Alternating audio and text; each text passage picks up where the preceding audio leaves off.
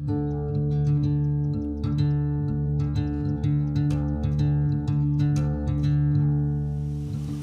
guys, welcome to the third Q&A session for my Narrowboat Live. Now I've got lots of questions, so I'm just going to crack on. The first one is from Rich. This is, do you write your own music? Yes, I write my own music. I've been writing music since I was about 15, so I'm in my third decade now. And he's also said, how would you describe your music?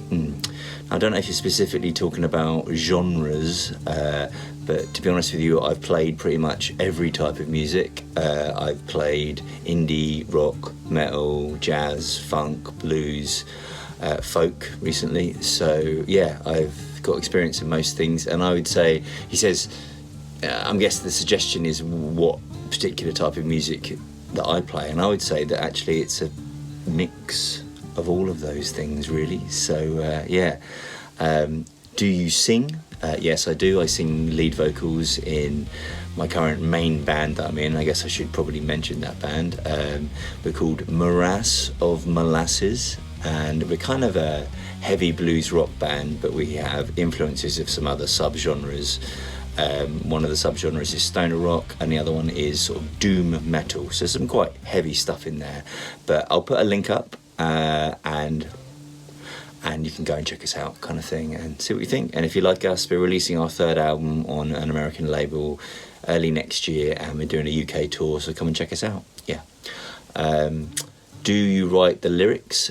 Yes, I write all the lyrics to my songs.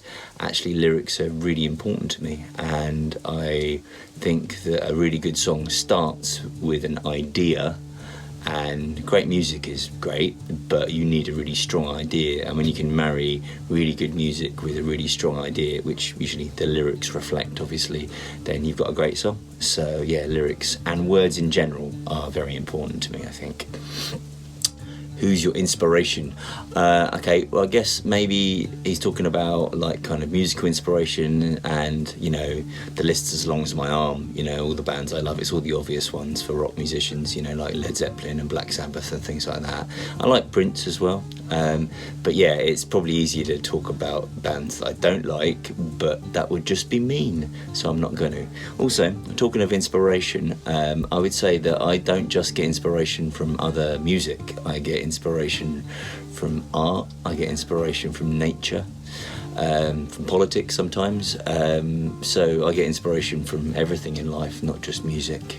So yeah, hope that answers your question, Rich, and yeah, check out some of my music.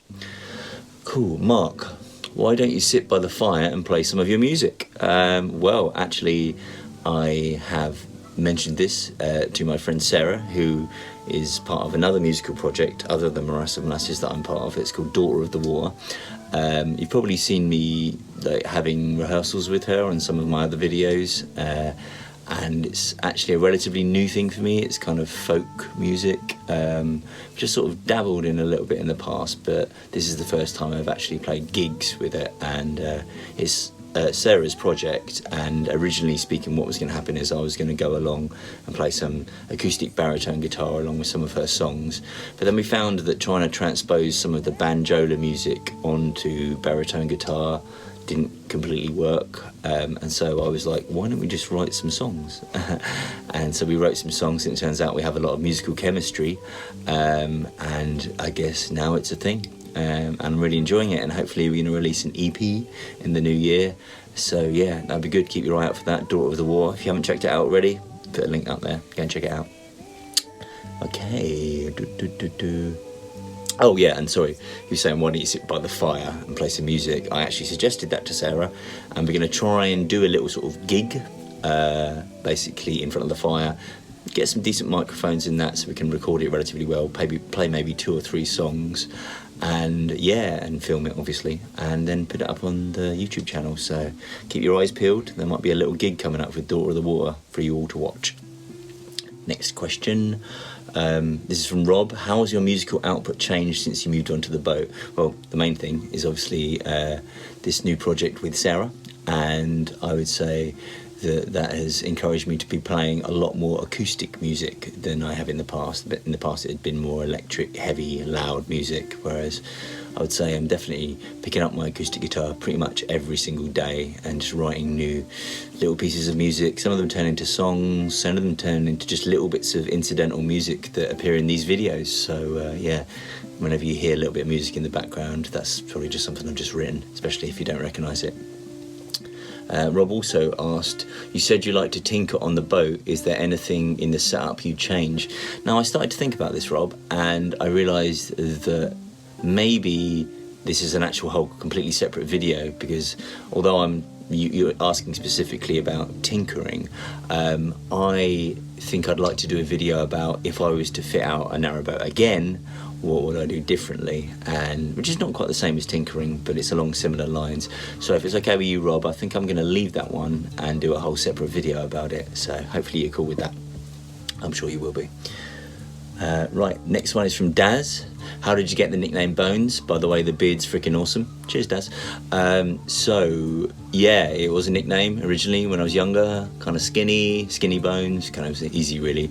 And then I sort of started to adopt it as a stage name, and then it just became my name. And now I've changed it legally by Depot, so I can put an image up of my driver's license if you don't believe me. That's now my name. So yeah, there you go. That's how I got it, the nickname. Now it's my real name. Philip, how long are you able to stay moored in the same place? And I also noticed that Cynthia's question is kind of related. Do you continually cruise throughout the winter, or do you moor up in a marina? So at the moment, as you guys probably know, I'm moored up at the bottom of a farmer's field. There's a sort of a temporary tacit arrangement with this farmer. I don't know how long that's gonna last. I hope for a while, but you never quite know. Another factor to talk about is, as you probably noticed from one of my other videos, the river is rising at the moment, and there's currently a thing called red boards going on, which basically means that it's not safe to navigate on the river. So I'm going to be staying here anyway. So it's kind of two reasons in a way. It's like because it's red boards, and also because for the moment the farmer seems okay with the arrangement. There's no official agreement between us, so that could change very rapidly, and you kind of get used to that. In narrowboating, it's a bit ad hoc sometimes, and I am used to moving on every couple of weeks, so when it comes to the point where I do have to move on, it will be like, well, I had a good run of it, you know. So there you go. Hopefully that answers your question, or both your questions. So creative ramblings, do you think you're related to Rasputin because you do look like him? I mean, maybe. I once went dressed up at a fancy dress party as Rasputin. I'll put a picture. So yeah, I guess I look a bit like him, and quite enjoyed dressing up as him. So maybe there's some of his blood in me, who knows? Weird question, but thank you. Amanda, I'm close to summertime here in Argentina. I was wondering if you suffer with mosquitoes on the canal in summertime and have to put mosquito nets on the windows of your boat. Also, how do you keep yourself and your boat safe? I'll answer the first question first about mosquitoes. So basically, I've never had a problem with mosquitoes on the boat. Sometimes wasps fly in the window in the summer, occasionally flies, stuff like that. I know some narrowboaters have nets that they put over their like hatches and stuff like that when they're open during the summer when it's hot, and that kind of lets the cool air in, but hopefully no insects sort of get in as well. So I haven't done that yet. I haven't felt like I've needed to, but that would be an option, I guess, nets. The other half of your question was about how you keep yourself and your boat safe. Well, in terms of the boat, I have like deadlocks and like padlocks, and all the windows have got locks, so it's just basic locks really that you like have in a house. I know some narrowboaters have much more intense sort of security. They'll have like iron bars and like railings and stuff that they pull over their doors, and CCTV and motion sensing lights and all this kind of stuff. There's kind of two schools of thought about that really. It's like if you have that much security, sometimes maybe you might attract more interest like, is there something worth stealing on there because it's such heavy security? And that's why I kind of took the middle road, really. You know, my boat is completely secure, but I haven't gone completely over the top. So maybe to alleviate some of the temptation that there is there. In terms of keeping myself safe, I've got 3 axes. Aaron, do you ever have issues with your water tank freezing, or does water come out colder in winter? Some narrowboats have the water tank that's actually part of the hull, whereas mine is a stainless steel separate water tank that actually sits underneath the well deck, but is technically in my bedroom. It's not actually under my bed, and so it's within all of the spray foam insulation. And so although it does get cold because it's a mass of water in a metal box, I don't think it'll ever freeze. I think if it was to freeze, that would mean that the temperatures in my bedroom are getting that low. So I hope that never happens. Yeah, I really do. So I don't think it'll ever freeze, although there is times, like I say, when I go for a drink of cold water in the morning and it's quite refreshing, if you know what I mean. So yeah, it never freezes, but it's definitely getting cold. Yeah, cheers, Aaron. Next one is Living Eugen. I'd love to hear about how you shop for, store and cook food, etc. Well, I shop in Aldi, so nothing really that special. It's just a cheap supermarket chain over here, and I carry the food in that big red backpack that I've got, and I usually shop for about a week and a half, 2 weeks kind of thing, depending. And yeah, just carry all the food back along the towpath in the backpack. I've got a fridge, which you might be able to see behind me. Yeah, in the corner there, it's a little fridge, 12-volt fridge, that I put, obviously, you know, milk, cheese, butter, that kind of stuff in. It's got a little freezer compartment. Obviously, they're vegan versions of all them because I'm a vegan. And yeah, and I store the rest of it in cupboards. I cook my food on my stove, which you can see behind me, by burning wood. So I guess that's a little bit different, cooking on a wooden stove. But other than that, I mean, it doesn't really feel that different now because I've been doing it for so long, I guess. But yeah, it's just pretty much normal life for me. So I hope that kind of answers your question. What's next? James Becky, I think this might be my brother. Do you buy or collect wood, and what do you find burns the longest and produces the most heat? Right then, bro. I think I might need to do a separate video on wood because I get a little bit obsessed with wood, or I have got quite obsessed with wood, about all the different types, you know. Do a really quick rundown, but I will do a separate video on this. I since having a wood stove, I have like invested a lot more time in understanding what different types of woods do and how they burn, and like how soft woods and that, like, you know, have more sap in them and tend to burn brighter and burn quicker and give you heat straight away, so you can get the temperature of your stove up quick. And hardwoods are good for keeping your fire in, as the phrase goes, which means just like keeping it on heating for the longest. I have, at the moment I'm looking here on my wood, and I have got yew. There's a nice yew branch that I collected. I mean, most of my wood, 99% of my wood, I get from foraging. I never buy wood, really. I used to back in the day, but it was costing a lot of money, so I just forage. I go on walks and I find already seasoned branches that have fallen off trees and just carry them back, and people look at me strangely, but I don't really care. Yeah, so here I've got yew, I've got birch, I've got cherry, I've got ash, I've got alder. That's just all there. And I know over there I've got some more yew and some oak. So yeah, lots of different types of wood, and they all have different qualities to them, and I like playing around with them. But yeah, as you can see, I could talk about wood a lot. So I'm going to do a whole separate video just all about wood. Hopefully that will interest at least one person. Cool.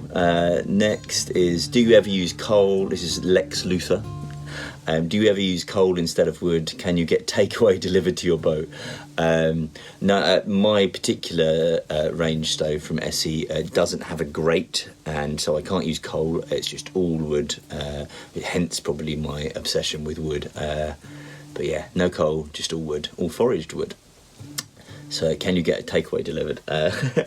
Did actually once. I was on a cruise like just last summer, and we had actually cruised past a restaurant, but we didn't really fancy the food in that particular restaurant, and then we moored just a little bit further down, about like 5-minute walk down, and we really fancied a takeaway, so we ordered a Chinese and got it delivered to the restaurant car park, and we went and waited in the restaurant car park. A little bit cheeky, but yeah, so I don't know if that qualifies as actually getting a takeaway delivered to the boat, but we got it delivered quite close to the boat, and I think we were quite inventive about that, and then we just walked back to the boat and ate the takeaway. So close.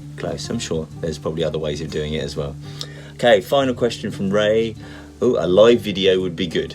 Okay, I confess I don't completely understand how that works yet, so I will look into that. I'm guessing it's just like all the other things like Facebook Live and all that. It would be like what I'm doing now, but instead of recording it in advance, I would just be taking questions live, I guess. I think I'm probably ready for that. So yeah, I think I can do that, and I'll look into that and I'll let you guys know. I guess I'd need to give you all quite advanced notice so you were all actually online, otherwise it would be thoroughly pointless. But yeah, I'll definitely look into doing a live video Q&A, and that might be fun. Okay, wow, that was a lot of questions. Okay, thanks for all the questions, guys, really appreciate it. I hope you got stuff out of that. I think I also am starting to get extra ideas for separate little videos out of all your questions, so I really like the way this is all starting to feed itself in. I hope you guys are really enjoying the channel. I'm enjoying making it, and it's interesting seeing the videos that do better than others, and kind of trying to work out why and all that kind of stuff. If anybody has any more questions about anything, just keep chucking them in the comments, and if anybody has any ideas for a separate video. I know about the tour video, people keep going on about the tour video. I am going to do that. If I'm honest with you, the reason for the delay is because I've watched a lot of other Narrowboat tour videos, and they're all kind of the same, which is cool. They're just kind of like people walking through with the camera talking about that boat. And now I could do that, and I might end up doing that, but I kind of want to try and do it a bit differently. I don't quite know what that means at the moment, so that's why there's a bit of a delay, but you will get a tour video, I promise you. I just want to maybe do it a bit differently, so we shall see. Yeah, as usual, you know, like and subscribe if you haven't already, because like half the people that watch these videos aren't actually subscribed to the channel, which is crazy because you kind of wonder how they find out about it, but that's all cool. So yeah, because that helps the channel grow, and it'll be cool. I want the channel to grow, because then I'll keep being enthusiastic about it. Right, cool. I'll see you guys at the next Q&A, or I guess maybe the next vlog. So bye bye.